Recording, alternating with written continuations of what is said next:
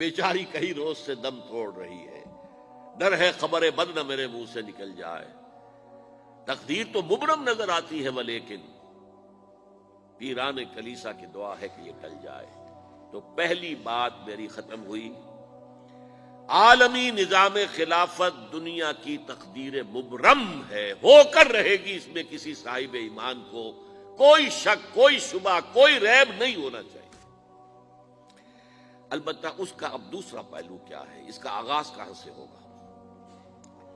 پہلی بات تو یہ، ہمارے بعض لوگوں کے ذہنوں میں، سادہ دل لوگ وہ سمجھتے ہیں کہ پوری دنیا میں ایک ہی دفعہ آ جانی چاہیے۔ یہ کوئی علاقائی خلافت تو نہیں ہو سکتی، خلافت تو عالمی ہوتی ہے۔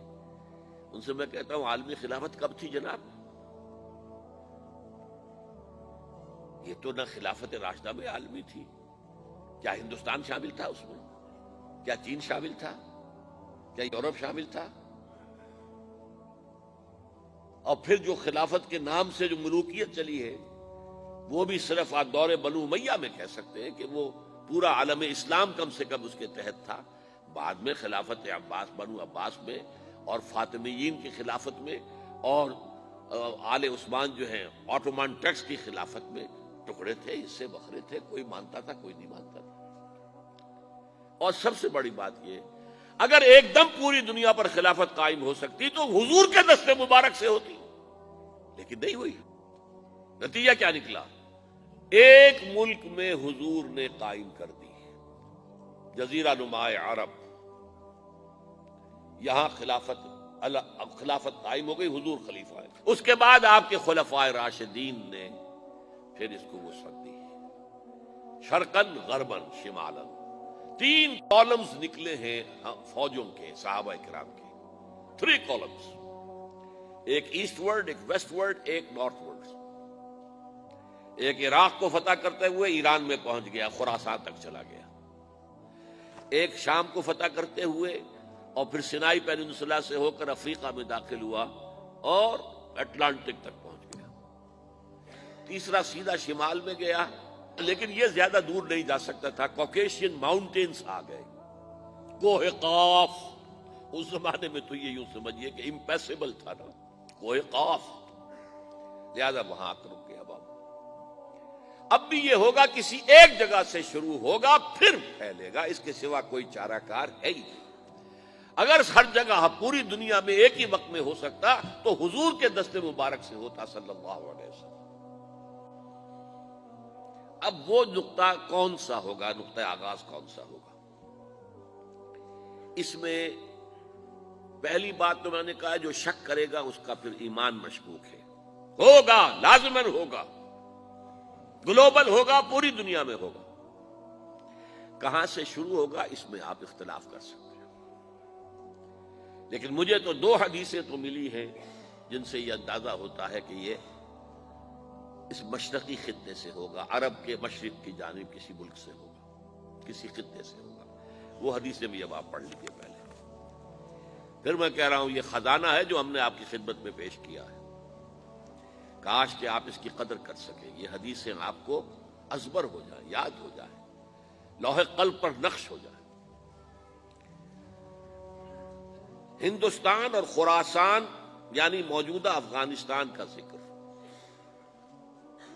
ابن ماجہ کی روایت ہے، عن عبداللہ ابن الحارث رضی اللہ تعالی عنہ قال رسول اللہ صلی اللہ علیہ وسلم یخرج ناس من المشرق یوطئون للمہدی یعنی سلطانہ، یعنی سلطانہ، دونوں طرح سے پڑھ سکتے ہیں۔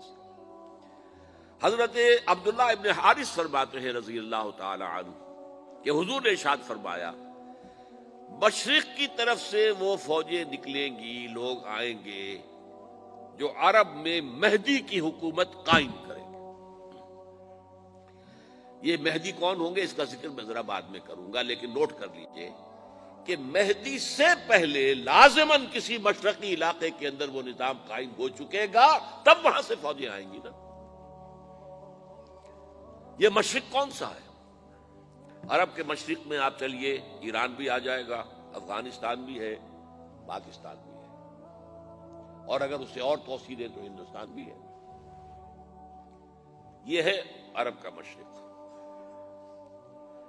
اس سے فوجیں جائیں گی۔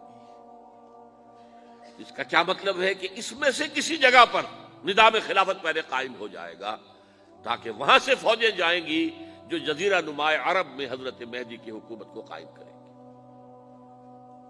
اب دوسری حدیث سنیے، یہ سنن ابن ماجہ کی حدیث تھی جو میں نے آپ کو سنائی، آپ نے پڑھی۔ دوسری، عن ابی ہریرہ رضی اللہ تعالی عنہ، یہ ترمذی شریف کی روایت ہے، قال قال رسول اللہ صلی اللہ علیہ وسلم یخرج من خراسان رایات سود لا يردها شیء حتی تنصب بإیلیا، خراسان کے علاقے سے سیاہ جھنڈے لے کر فوجیں آئیں گی، ان کا رخ کوئی موڑ نہیں سکے گا، ان کو پیچھے پھیر نہیں سکیں گے کوئی بھی، یہاں تک کہ وہ یروشلم میں جا کر جھنڈے نصب کر دیں گے۔